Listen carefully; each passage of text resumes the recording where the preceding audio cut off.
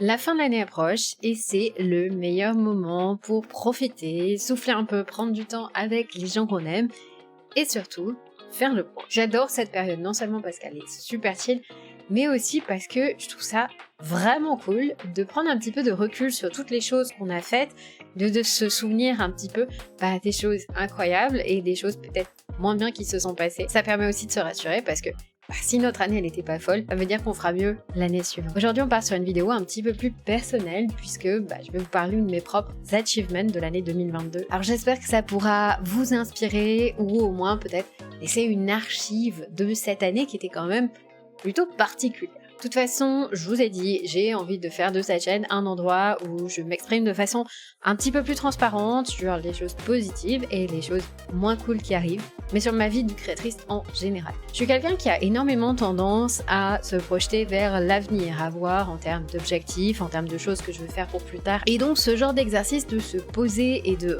regarder en arrière tout ce qu'on a fait pendant un an, c'est quelque chose qui me fait énormément de bien à titre personnel. Parce que pour savoir si les objectifs qu'on s'est donnés ont été atteints, c'est important de regarder derrière soi également. N'hésitez pas à partager en commentaire aussi votre plus grande fierté de cette année 2022. J'ai envie d'un max de good vibes dans les commentaires, je vous lis tous. N'hésitez pas et partagez des bonnes ondes. Sans plus tarder, laissez-moi ouvrir ce petit bilan de l'année 2022. Tous les ans, avant le 1er janvier, je me fais une petite liste sur laquelle j'écris des choses que j'aimerais réaliser au cours de l'année. Ça peut être des choses assez importantes sur mon travail, ça peut être aussi des trucs complètement bateau, mais c'est juste des choses que j'ai envie de réaliser pour plus tard. Et j'aime bien regarder si en 365 jours j'ai réussi à faire ces choses-là ou non. Dans cette vidéo, je vais vous mentionner certains points de cette liste, vous dire si je les ai accomplis ou non. Et également, je vous invite à faire l'exercice vous aussi pour l'année 2023. Notez dans une liste les choses que vous aimeriez accomplir et dites-moi d'ici un an si vous les avez fait. Alors déjà, l'un de ces points, c'était de host une émission sur le stream. Alors pour remettre un petit peu en contexte, host, c'est présenter une émission. C'est un métier différent de celui que je fais plus souvent, c'est-à-dire celui de chroniqueuse. Et en fait, l'an dernier, en 2021, j'avais jamais hosté de ma vie. Alors pour le coup, c'est arrivé très très vite, puisque dès le mois de janvier, j'avais été placée comme host sur le récap. J'en avais d'ailleurs même fait une vidéo sur cette chaîne. En fait, en fin d'année, c'est arrivé de plus en plus régulièrement. Et là, carrément, au début de cette saison, c'est quelque chose qui est arrivé de façon hebdomadaire. C'est quelque chose de très important pour moi parce que c'était une nouvelle chose que je pouvais apprendre par rapport à ce métier de chroniqueuse que je faisais déjà et ça m'a permis d'apprendre de nouvelles compétences, de découvrir de nouvelles choses. Je suis quelqu'un de très curieux, j'aime beaucoup découvrir des trucs et ça a été vraiment une occasion géniale. Un autre point important de cette année, c'est que ça a été mon premier événement caritatif. Alors j'ai commencé mon premier événement au tout début de l'année, j'ai fait le Battle for Inclusion qui s'est déroulé en direct du Stade de France. J'ai découvert le plaisir de me rassembler avec d'autres créateurs pour pouvoir faire des choses vraiment cool pour une bonne cause, pour quelque chose de différent que moi-même. Et c'est quelque chose que j'ai énormément apprécié, je l'ai d'ailleurs refait il y a quelques semaines de ça avec le Game for Animals. Alors le nom a beau ressembler, les organisations n'ont rien à voir. Là cette fois, on a récolté des fonds pour la fondation 30 millions d'avis. Et c'est vraiment un truc où je me sens très fière d'avoir fait ça. J'ai vraiment l'impression d'avoir fait quelque chose de très très cool, de très très bénéfique. Et je suis très heureuse de pouvoir utiliser un petit peu ma parole pour des causes vraiment chouettes. Je referai probablement des événements caritatifs dans le futur. Par contre, je veux pas en faire trop parce que je pense que si on commence à en faire trop, ça perd un peu de son impact, de son côté un peu événementiel auprès de l'audience et donc c'est pas forcément la meilleure façon de mettre en avant ces causes qui sont importantes. En gros, pour moi, l'année, elle a vraiment débuté en fanfare avec énormément de travail et beaucoup de projets très très cool. Je me suis vraiment concentrée très très fort sur mes réseaux sociaux, j'étais hyper présente sur le récap et surtout sur la chaîne Le Stream en général. J'ai essayé des nouvelles choses sur YouTube, j'ai testé des rediffusions de live et j'ai pris un gros revers de bâton avec mon premier burn-out lié à mon activité professionnelle. À l'époque, j'en ai pas trop parlé sur mes réseaux, mais honnêtement, j'étais au bout du rouleau et je pense que ça s'est ressenti même dans certaines émissions. En fait, j'ai juste voulu trop en faire, j'ai pas réalisé que, je suis un être humain et que je peux pas tout gérer sur tous les fronts et qu'au bout d'un moment, à force de travailler non-stop, mon corps allait prendre du repos d'une manière ou d'une autre. Alors heureusement, j'ai été hyper bien soutenue là-dedans, j'ai pu très vite ralentir le rythme, programmer un petit peu de temps de repos et surtout j'ai pris une énorme pause cet été qui m'a fait un bien fou dont j'avais vraiment besoin Et ça m'a permis aussi un petit peu de revoir ma façon dont je considère le travail et dont je me donne par rapport au travail. En fait, cet été, il y a vraiment eu une grosse cassure. C'est très lié à ce burn-out dont je vous ai parlé. J'ai pris un mois de repos pour essayer de me remettre vraiment. Et j'ai pris le temps aussi de réfléchir à ce que je voulais faire pour la suite. J'ai beaucoup pris de temps pour travailler sur des choses qui me posaient problème. Notamment, il y avait quelque chose qui me handicapait énormément dans mon travail, c'est mon rapport à tout ce qui est critique, mon rapport à tout ce qui est haters, commentaires négatifs, etc. J'y étais beaucoup exposée cette année, notamment au début d'année, et j'en suis venue vraiment à me poser des questions et à me demander si ce taf était fait pour moi, parce que je me faisais vraiment bouffer par la critique. Et ça m'a vraiment frappée à partir du moment où je me suis dit, bon, est-ce que je continue ce travail ou est-ce que j'arrête à cause des commentaires négatifs?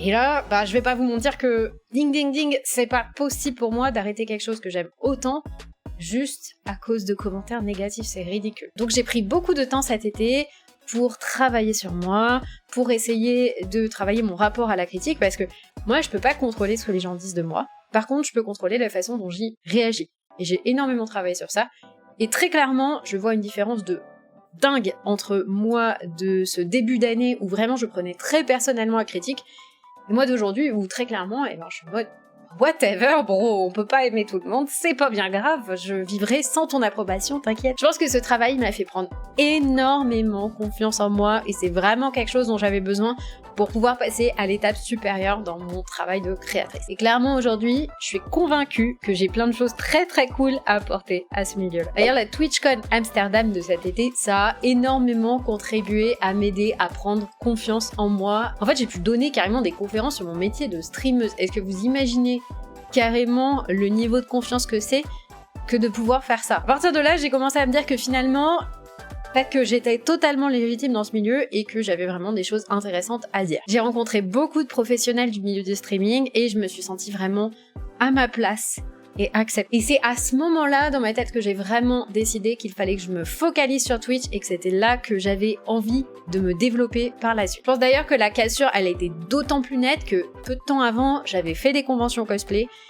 Et très honnêtement, je me sentais plus vraiment à ma place, je me sentais plus trop en phase et j'étais plus si à l'aise que ça avec le milieu du cosplay en général. D'ailleurs, pour le moment, je vous ai pas parlé plus que ça de cosplay, alors que la plupart des gens, ils me connaissent par rapport à ça. En fait, j'ai commencé l'année 2022 sur une overdose de cosplay. En fin d'année 2021, je bossais, en plus du streaming et de mes projets, etc., je bossais 40 heures par semaine sur mes costumes, juste horrible. Et j'ai fait beaucoup trop de cosplay, j'en ai fait trop vite, j'en ai fait trop fort, avec la pression qui était là, ça m'a complètement cramé. Alors au début de l'année 2022, j'ai décidé de ralentir et de me donner le temps nécessaire pour que ça revienne petit à petit. Et ce que j'ai fait, c'est que j'ai travaillé sur des projets que je voulais terminer. Par exemple, l'armure Legiana, qui était commencée depuis un moment, j'ai terminé enfin ce projet-là. Mais honnêtement, c'est quelque chose qui n'était plus fun pour moi du tout de faire du cosplay, je prenais plus de plaisir, c'était vraiment une to-do list, des choses à faire, des missions à remplir, et j'y trouvais vraiment pas de fun. J'ai fait un petit projet en juin, qui est mon cosplay de Princesse Mononoke, et après ça, j'ai pu recrafter la moindre chose. J'ai essayé pendant mes vacances en me disant que c'était le stress ou toutes les choses que j'avais à faire à côté qui me bloquaient et faisaient que je pouvais pas me concentrer sur le cosplay. Ça n'a rien changé, au contraire, j'étais incapable de fabriquer le moindre truc. En fait, j'ai retiré petit à petit le cosplay de tout ce qui était lié à mon travail. Je m'interdis pas de revenir au cosplay, hein. Attention, je dis pas que j'arrête définitivement ou quoi que ce soit, mais juste, j'ai fait une énorme overdose de cosplay et actuellement il y a beaucoup plus de choses qui me donnent envie et surtout je reprendrai le cosplay pour moi-même en tant que passion et pas quelque chose de lié à mon métier, pas quelque chose de lié au contenu que je fais sur les réseaux, bref, pour moi. Mais c'est assez fou parce que quand on compare le début de l'année où j'en faisais tout le temps et maintenant cette fin d'année où je n'y touche même plus et je ne veux pas en entendre parler, il y a vraiment deux mondes énormes. Alors ça faisait un petit moment que j'avais des doutes à ce sujet, mais je me sens infiniment libérée d'avoir pris la décision de mettre ça de côté et de parler d'autres choses qui m'intéressent beaucoup plus sur mes réseaux que de parler de ça. Et si j'avais su à l'époque à quel point mon identité, ça serait lié au cosplay pendant des mois après que j'en ai plus fait, alors qu'à l'époque je m'imposais de faire un costume par mois parce que je voulais pas que les gens oublient que j'étais une cosplayeuse, et ben si j'avais su, je me serais beaucoup moins mis la pression pour faire de nouveaux costumes. Maintenant, je termine cette année avec beaucoup d'incertitudes. On pourrait chapitrer ça genre la fin de l'abondance. Il y a quelques semaines, le stream a annoncé une restructuration de sa grille de programme. Et je fais partie des concernés. J'ai perdu 3 émissions là-dedans, j'ai perdu Ça Régale, j'ai perdu Starter. Surtout, j'ai perdu l'émission dont j'étais la présentatrice principale, Les Amis Bro. Alors moi déjà c'est un coup dur parce que c'est des émissions que j'aime faire. C'est un coup dur financier puisque je perds des émissions. Mais surtout, j'ai vu des collègues et des amis à moi qui ont perdu du jour au lendemain l'entièreté de leur travail. Et en fait, ça me rappelle vraiment à quel point en tant que créateur, notre situation, elle est méga fragile. Et que du jour au lendemain, tout peut s'arrêter. Alors aujourd'hui, la chaîne ne s'arrête pas. On a encore possibilité de sauver le stream.